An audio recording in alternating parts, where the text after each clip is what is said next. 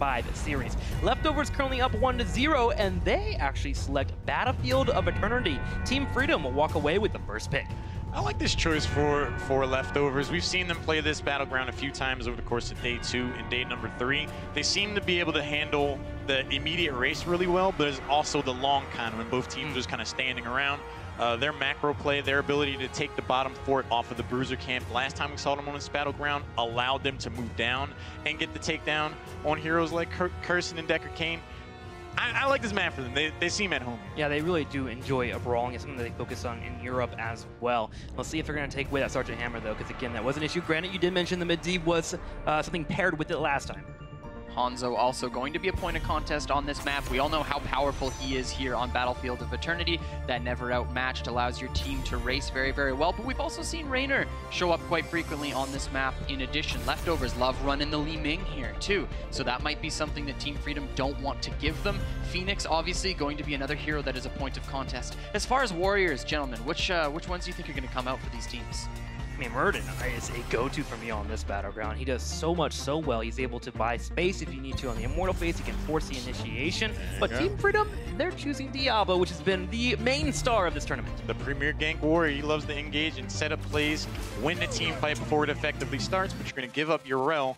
Nasmus did a great job on that hero last game, but it's just when you're dealing with effectively 2 Cho'Galls, it doesn't matter what hero you're on. Urel Phoenix, a strong one too. Yeah, definitely. Now, Team Freedom, though, they do have the opportunity to run a Deckard Cain at this point, and I think that would be wise considering the circumstances. Deckard Cain allowing you to just set up those potions in these long, stalled-out fights for the Immortal, for that chunk damage, and look at that. Deckard Cain and Hanzo, these are some fantastic picks for Team Freedom. If you're an NA fan, you got to be happy about that. This 1 through 3 is a powerful foundation. They can really round it out with a little bit of damage, maybe a little bit more tankiness in that top lane. For their 4th and 5th pick, Team Freedom got to be loving what they have. And over to the Leftovers, anything that you're thinking about in terms of banning out? You have the option to ban out Blaze when your Rel's floating here. I would definitely go for the ban on Blaze. You want to make sure when you go for those takedowns, that's exactly how it's going to end up playing out. They decide to ban out the Sergeant Hammer. I think they're already in a position to worry about why they banned Sergeant Hammer, though, because Hanzo's going to be able to force the issue. He can poke the Immortal safely from a distance without worrying about someone jumping on him, and it's going to put the onus on Leftovers to make a move, so I feel like there's some overlap there in what they're dealing with. There's the Muradin ban for Team Freedom, which is the logical choice. Trick, you said yourself that Muradin and Diablo kind of the big picks here for Warriors. So now, Leftovers, you've got that main tank pickup as well. Your off lane's already locked in with that Urel. You need a support. What's it going to be for Linked? There's the Malfurion. I think that's a good choice. I'm actually a little surprised at that because we saw Malfurion screaming for Ice Block that entire game last go-round. Now they find themselves in position, but they do have Sanctification. Yes. Mopsio's Tyrael is insane. The Tyrael coming out. One that you have to be careful with if your opponent has a ton of CC available. Diablo is scary by himself, but if you have that Sanctification ruined, we saw it earlier in the tournament, Bad Bunny not able to get off Sanctifications in the middle of team fights, and that really caused the demise of that match. But on BOE, you have a lot of room to wiggle. Blaze and Li Ming come out for Team Freedom, and they have gotten everything they need to be successful on this battleground. I love those picks, for sure. You know, taking away the Li Ming from the Leftovers especially. I love the Blaze pickup because it targets Tyrael to me. Shadow Charge, Overpower, Jet Propulsion, that's all the time in the world to deny a key Sanctification and try to get that Tyrael trait value early in a team fight. I like that. Ooh, the Gray Man coming out for Leftovers. That worries me a little bit. I mean, DAB is a wonderful player, but yesterday he seemed to fall flat when it came to that character. You're absolutely right. It has been hit and miss so far. When it looks good, it looks great. But on the maps such as Tomb of the Spider Queen, it was very, very shaky. So I have to agree with you. It's making me feel a little bit uneasy myself. Lauren, what are you thinking, man? I'm a little concerned about the Gray Man also, but it also gives, with respect to the Battleground, Leftovers an opportunity to force the macro issue. Like I was saying, Hanzo and now Li Ming, they're going to be able to safely poke that Immortal quite a bit.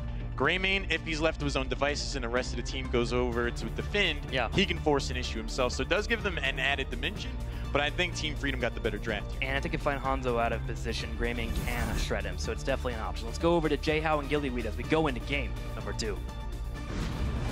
I'm pretty pumped for Battlefield of Eternity and to see if Lutano can get some resets. Are you? Or is it going to be Yoda? I think Yoda leaving old school special. Gilly's too busy dancing back here. She's all excited for the resets. I don't know what you're talking about. I'm pumped. I know. This right here, I think this is where Team Freedom finds their way back into the game. It seems like they got a much better draft, and without the Cho'Gall cheese on the other side. A lot of control over Mopsio's tanks again. Didn't quite work out for Method, especially when you have a backup of Tyrael that worked that well with that composition for Leftovers in the last series. Every Sanctification went off, every Sanctification netted a kill and saved his team. We'll see if they can do it again. It's Leftovers that find themselves up 1-0 as DAB. He will find himself on the Phoenix. Link, the all-star on this team, as well as Mopsio. He's going to be on the Malfurion. Blakitny, of course, on the Gray Mane. Mopsio on the front line with Tyrael. And then Podyboss on Yrel. That is Leftovers. Meanwhile, in the red, Yoda, he will be on Li Ming, looking for those resets. Nasmus on Blaze, Zugrug on the front line, slamming people to walls with Diablo. Lutano will be playing his Hanzo, and finally, Collusion on Deckard Cain. It's Team Freedom! Right now, already, right out of the gates, it's an interesting setup for these teams. Hanzo was up at the top, trying to see if maybe there was some early game structure damage in. It's something you can do with a Tyrael and a Phoenix and a Gray Mane. Move directly in, find some way to eat a few shots, get some extra shielding from Tyrael, get some early structure damage in. Instead, we're going to have the traditional 1-4 split. Now we're going to see Hanzo rotate down, and that might be just what Leftovers wants. Is they're actually shifting already right after that first wave. Well, Leftovers is known for having some innovative early game strategies, and this is one of them. When you pull out someone else's solo laner, and then you bring people up for the gank, especially when it's Blaze, and you can body block the jet propulsion, but Nasmus lives through it, staying alive, dropping the spray. Now Leftovers might be able to use that Gray Mane to try to get the Khazra camp in the top. He's also fantastic at being able to pick up camps, along with getting that siege damage in. Well, as you can see, we do have those StarCraft folks in here. They'll find familiar faces with Phoenix on one side, but we got our own Blaze from the Nexus here on the side for Team Freedom. Right now, he is going to hold point as the oil goes down, sitting here with Lutano, afraid of that rotation up from the rest of Team Freedom. Leftovers are going to walk away. Gosh, it's too bad that our StarCraft fans missed the game earlier with Sarah Kerrigan taking on Raynor on the other side. Spoiler alert, Raynor won that one, but it was a close one. Now with this camp picked up, we've seen the shifting of these rotations, and it seems to be favoring Team Freedom. Leftovers just missed out on that kill, but they won't be done. Looking for more. Lutano, though, has that agility. He's going to hop on over. They get back. Some early structure damage is actually being accomplished here by Team Freedom. And when you said Leftovers, they do have those innovative strategies with that Gray Mane, but they've been unsuccessful so far. Yeah, so when they did that versus other European teams, it also didn't work out in their favor. Good teams know how to respond appropriately to it. Beautiful warp out, avoids the orb damage, as well as the root, which would have set up possibly for first blood for Team Freedom. Now Leftovers rotating in. Don't want to give up all of the camp presence at once. Would love to get some more sieging done or have the better setup around the Immortals due to Freedom having to defend this before they can get there themselves. We'll have Immortals happening in just over 30 seconds. That route by Collusion was so good that Yoda's timing on his abilities were off. He's like, oh wait, you caught all 4 of them? I thought at least somebody would be exiting this area. So Collusion will continue to see if he can make those plays on the bigger moments when you have more of that follow-up, but definitely his presence being felt around every form of this map so far. It is important to note, though, with Stay a While, something for Mopsio to consider when he's trying to go in and enable that Gray Mane, because if Leftovers try to play as aggressively as they would like to with this Yrel, Gray Mane, and Tyrael, who both are able to provide more supporting Yrel in that Aegis Supply armor, Tyrael in the Sanctification later on, and the shield, it is possible that things can get messed up by the Deckard Cain, just as the idea might be getting messed up for Leftovers if Mopsio didn't get out of there, but he does make it out. Team Freedom defend their Immortal, but it does sustain some damage. What we saw there from Zugrug on that Diablo was exactly what you hope to get. You try and get those stuns into the walls right around the stuns from the Immortal. Just barely off as Mopsio was able to make it out, but Lutano came in with a scatter arrow. However, Mopsio lucky to be alive, I think, in that situation, but the playmaking potential of a Diablo around the defensive side of the Immortals, and there's a scatter arrow. I didn't even see it bounce there. Mopsio eating all the damage, gets the Eldruins out. Lutano coming over to make the plays. He will get the takedown, but he might pay with his life. Doesn't have agility. Didn't have it, dies. 1-for-1 trade for the team. Linked now in danger, in deep as a Malfurion. Not necessarily where you want to be as a Malf, but DAB keeping the slows, keeping Team Freedom here from getting back to base even longer. Lets Leftovers rotate up despite losing their Tyrael. The rest of the team putting in so much damage to Team Freedom, force them back, and Leftovers force the swap. Gilly, the amount of skill I'm seeing displayed by some of these players, they are playing at their absolute best. All these players trying to make plays for their team, and everything seems to be hinging on a thread every time we get into these engagements. No Hanzo at level 7, which means the race is not that significant right now, and it looks like Leftovers in the lead to take the first Immortal here on Battlefield of Eternity. All Team Freedom can do is bring this down to a manageable situation. With less shields, they have less issue before the Immortal gets into a melee position, and they can finish it out. Not losing too much structures is their goal right here. They're currently sitting even in experience that will undoubtedly shake things up with the Immortal if Leftovers can get things done with it, but it is an earlier Immortal, so it's not the end of the world for Team Freedom. Several tools to deal with it as 7 is finally picked up. Hanzo in this area does have trouble finding the exact angles. Got to make sure you go to that geometry class, and Lutano, he knows just how to do that. As Mopsio and team, they start to work their way in, see if they try and get that El Druin going in, and here it comes. Right on top of Lutano too, has the wall out. Everyone stays safe, but it buys space for the Immortal on the fort. That's the important thing. They can rotate back up now. Nasmus comes in too. Let's see if Team Freedom can get a rotation in on one of these players. A flank possibly with a combo, but Leftovers leave just before the fort goes down. Befort.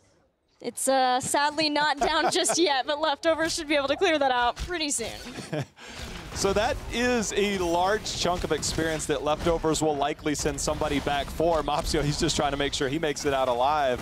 And sometimes in that race towards 10, depending on the timing of that next Immortal, since there wasn't a long stagger time for that, then getting this experience can get them that lead towards 10. It might buy them an advantage to help try and move this map along. And Zugrug and team, I think they know they can't give up any position at all. Exactly, that's why they are being willing to fight over this camp. But now Yoda gets some damage done to him now, but gets back behind the front line. Podyboss going in, diving deep for that, turns around, gets a combo from Yoda, has to run away. The whole rest of the team had focused on just bringing down Diablo, takes him out. He's gone for 20 seconds, and the body blocks are there on Nasmus too. Podyboss is a wild man. He is just diving anywhere and everywhere, saying, I dare you to try and kill me, and unsuccessful has been the name of the game. Diablo 92 souls, so it's not like he's lacking for that extra health and survivability. But we'll have 8 more to go to get that. And when that fort fell, you can see the jump in experience as well as that kill. Now Leftovers will have that race to 10 firmly in their hands. We'll see if they can go. But for Team Freedom, I believe the position of the Immortal should be in their favor, at least at the start of the halftime show, so that Hanzo can get the arrows in on his side of the map. Yeah, it is. And Leftovers can either just choose to race along with that, force it fast, and hope that they get the next half while they still have 10 in their favor, or possibly coming in with that 10, seeing if they can get some picks, some kills, snowball this game even further. It looks like they're going to choose the former of that option. Race this down quickly, but Team Freedom wins that race initially, but with heroic abilities here is going to have to back out. They're going to get this camp to buy time in the top lane. They're going to have to deal with a double camp pressure in the bottom, and if they let that push in too much, level 10 is here. Leftovers, they'll also be able to race down the Immortal momentarily. It looks like they took up a defensive positioning. Surprising, considering they already had the 10, or at least were near that, and everybody showed up bottom. So using that Greymane, they'll get that. Next Immortal will push the bottom as well. Immortal drops down. Heroics almost here for Team Freedom. Malfurion still considering. Linked, not sure if he wants Tranquility for the extra heals for the team, or Twilight Dream just to bring someone else down. Maybe if Li Ming got a little too aggressive with her calamities, could get the Twilight Dream there, but sticking with Tranquility to give heals for the team. That and Sanctification and the Aegis of Light from those Avenging Wraths should be a lot of safety for Leftovers as they start to move in. Heroic abilities here for Team Freedom. We have a moment. I really want to highlight that play by Nasmus on that Blaze. Wait a minute, hold on. Zugrug, he's going in. There's going to be the Dragon Arrow. That hit Wave of Force out as well. Now Yoda and team, they're on the retreat. Salvo's out. Everybody says, let's hop in a bunker. Make sure to avoid that damage. They back away. Sanctification comes in. They're going in. It was enabling everyone to jump on top of that bunker, but not in a position to body block people as they escape. But again, like with the first Mortal and the push in the top lane, all just getting aggressive to let the Immortal do its thing, taking down the second fort for Team Freedom. Only keep structures now remaining and giving Leftovers a firm lead in this game. Good news for Team Freedom, they will be on even talent tiers by the time the next Immortal comes in, or awfully close to it. So for them, they need to make sure not to give up anything. In the meantime, if they can pick up something, that would be great. But obviously, they find themselves a level behind. They just need to find their way back in. If they can get a pick, you see the mini-map, Greymane is hiding. He is not showing to the minions. The minute he shows to the minions, the minute he reveals that there's a potential advantage for Team Freedom, DAB gets sniffed out. Got to be careful that Zugrug doesn't dive under that. With Greymane showing, they know that they have a numbers advantage top, but they have to be careful on how long they stay here, because Greymane will push in that bottom lane and you'll start to lose structures. Yeah, just get free siege. We see Nasmus going back already so that he can show up to the party there. Some of Leftovers choosing going off of the map for Team Freedom is worrying enough that the rest are going to follow and go along with. They just get the camp in the top lane to maybe get some siege done there. The problem is 13. Leftovers are very close to it for the next Immortal phase. That is the situation when you start to fall behind. These talent tiers around every single objective phase is making tough decisions around which talent tiers you fight into without having, and when you have to give up the objective just to try to get experience back. But even if you catch up in experience, then you lose a giant shielded Immortal, and then you lose more structures. And Team Freedom are out of structures to lose unless they're going to start having catapults push against them, and that's a whole different ballgame. I was surprised at the approach there. They didn't find that aggression. The minute they spotted DAB at the top, yes, there's towers there, but you're tanky enough as Diablo. I'm surprised they didn't pull the trigger because they already knew Greymane was bottom. Now not getting that pick, they conceded more experience in the bottom in the form of that tower. They conceded more control of this game over away to Leftovers. For Team Freedom, though, they do find themselves in a position to get this halftime show underway. But they have to be careful. The minute this breaks out, they won't have 13. They might be conceding another Immortal. Well, they back off to safe positioning until they know where the swap is going to take place. Leftovers, though, starting to move in. No holy ground to stop some of Team Freedom in these chokes, but it does give more of the shields for the team. Lutano gets chased down. Blakitny takes him out, laying waste to Team Freedom in this fight. Collusion all the way moved to the back. Team Freedom separated from each other, and without their Hanzo, things are falling apart. Mopsio dives in too, but Yoda teleports to safety. Just able to get out of there, and now Leftovers turns their attention to the Immortal, trying to take a firm grasp on this game. With both forts down in the top and bottom, they can now start looking at keeps. Team Freedom did get that Immortal down about halfway in terms of that shield, so they'll be able to defend somewhat more relatively easier, but this is still very threatening. They'll have 13 by the time this comes in. But for Leftovers, they're looking to accomplish a lot here as we approach the 12 to 13 minute mark, which is around the mid game. Or it might be starting to be that late game when we look at the final timer of this one. Leftovers are making sure to bring their minions with them so that they can soak up some of these structure shots. Team Freedom instantly sent Li Ming to the bottom because they do need that 13, because it's very likely that they look for a re-engage off the back of this Immortal. Either they clear it out and then go in after trying to catch someone, or they move around for a flank. You see pings in the vent. That's the best flank positioning too for Leftovers. You see Podyboss in his positioning, making sure that he can Avenging Wrath away or knock someone back with a hammer. If that's the case, it's his job to make sure. Zugrug tries to go in. We see the root does land onto Mopsio, but it's only Mopsio, and Podyboss doing what he loves to do, dive in deep to the back line. The minute bunker went down, Savo came out. Now all of a sudden, Collusion, he's on the back foot. He's going to be the first to fall. Leftovers is going in. There's the body block. Zugrug, the roots are going to land onto him. He's just trying to get to the other side of the wall. Podyboss says, don't worry, I got a backdoor pass as he comes in and takes down Diablo. Nasmus somehow able to escape, but Leftovers, the damage is done. The keep is down, and now that Immortal on the core won't be able to accomplish much. But Leftovers getting that crucial keep at this point in the game. DAB set lasers to kill there, getting so many kills for the team, opening up this game and blowing it out of proportion for Team Freedom now. A 2-level deficit for them now, and hard choices to be made without a keep catapult in the next phase of the Immortal, and Leftovers getting 16 and smartly backing out from that before any of the respawn timers could even hope for Team Freedom to get kills there. It's a long road to recovery if Team Freedom is going to win this game too. 2-level lead here for Leftovers, and they have started to put the pressure on with that 5-1 kill lead. You know they've established dominance so far.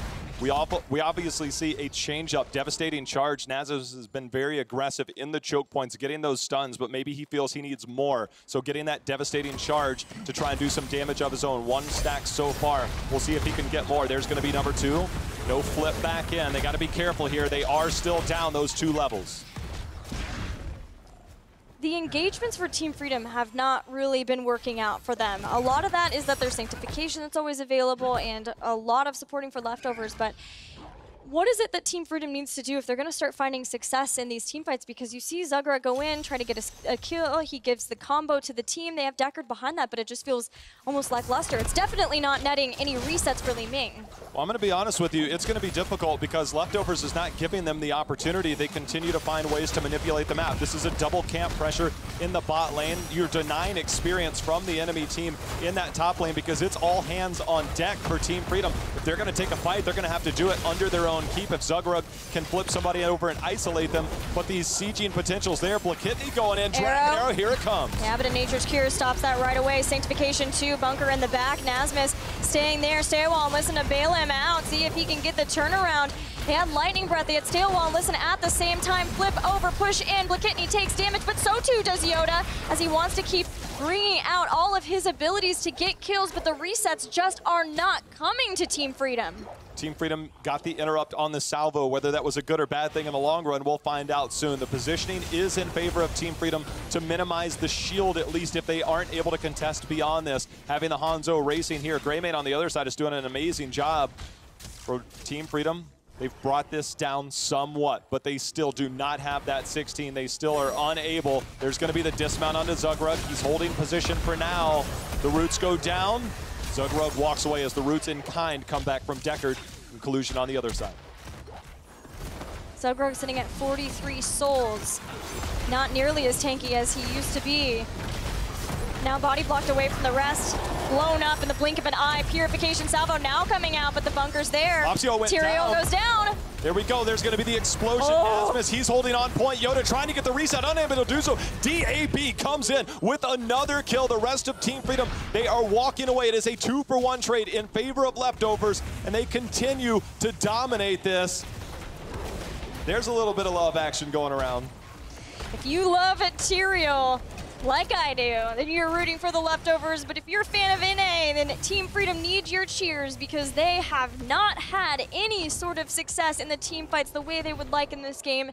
And then going to Tomb in game 1 and having to play against a vexing Cho'Gall that they themselves have played before this series is a rough one for Freedom thus far, but Leftovers, with all the momentum that they have gained over their reverse sweep, over Method now, get another strong Immortal and are preparing to push against Team Freedom. Team Freedom has to look for a fight behind this Immortal. They cannot afford to wait for this to go all the way to the keep. The structure damage on the keep wall is already down, so they will look to take this fight here momentarily. There's this sighting by Mopsio. There's going to be the Eldruins. This is a not tanky Zugrug as he's trying to hold on the front line. The bunker goes down. He sneaks out the back door, but Pody Boss going in. That's going to be the takedown. Blakitny, he's trying to look for more as he goes in, and right now Leftovers in full assault mode. He goes for the throat, and he's trying to cut the jugular. Stay a while and listen, but now Mopsio moves to the other side of Collusion. Blakitny finds it and executes, bringing down Hanzo. Collusion will be next, and Leftovers can move on, take out this keep, take out the core, and take game 2. Leftovers on the victory march, finding themselves one game away. You could already see the sprays earlier in this game. It was the sprays of Dignitas, maybe a sign of things to come, saying, we are coming for you. And right now, Leftovers, they are just trying to end this. DAB getting a little cheeky right now, but make no mistakes about it. Leftovers in full control over the first 2 games of this series. You know, there's a lot to be said about dropping down to the lower bracket and having to play several series in. Some people say, oh, it's going to be exhausting, you know, the energy levels. But some people say that that energy just fuels you game after game. Team Dignitas, it's happened to them probably more times than I can even remember. But here we're seeing it. We saw it when the Zealots played Team Dignitas. They almost got the win there, and Leftovers now are 1 game away from going to the grand finals. Everything looking good for them so far. They seem to be able to play everything everybody else isn't playing so far between the Cho'Gall and the Tyrael. But we are going to send it back over to Trixler and team to break down game number 2. Leftovers seem to be putting Team Freedom and their hopes and dreams in a cage here as they continue to shut them down and go up 2-0. That game felt like small advantages piling up on top of each other until you blew up in the late game. I would agree with that. In game 1, I feel like Leftovers outdrafted Team Freedom, and they can just kind of ignore that and move on to game 2. But in game 2, I feel like they got outdrafted and outplayed. I think there was just a difference in how they wanted to go for a team fight. With the Diablo, I think they would have been better off with the Johanna, because anytime Diablo charged in, sure, it's nice to have Blaze along as a buddy, but it's hard to do any damage when you're running away like your hair's on fire because Kidney's flanking around with Greymane. It was just insane. They just never were able to step forward. I think you're absolutely right about the outplayed portion. I've got a replay here for you, ladies and gentlemen, and this one in particular, it's just to talk about the team fighting strength of the Leftovers. We've been talking about this all weekend, but if you look at this setup so far, the Immortal pushing in for the Leftovers, everyone on Team Freedom are set up appropriately, but Zugrug looks for an engage as the Mortal steps in. You'll notice Potty Boss also jumps on the backside, tries to actually hit Zugrug back in with the W, but there is the engage. Zugrug is caught out a little bit here. Phoenix doing a little bit of damage, but nothing really noteworthy. And what happens is I just want everyone to watch how clean this engagement from the Leftovers is. You know, a lot of the times when you look at these fights, we'll see big talent advantages or big experience advantages, but at this point, it's only a single level. Yes, the Immortal is tanking the keep and everything like that, but just watch the cleanliness of the dive. Potty Boss jumps in, Mopsio moves in as well. The big scan from DAB onto 4 targets of Team Freedom, and then the Sanctification to follow it up.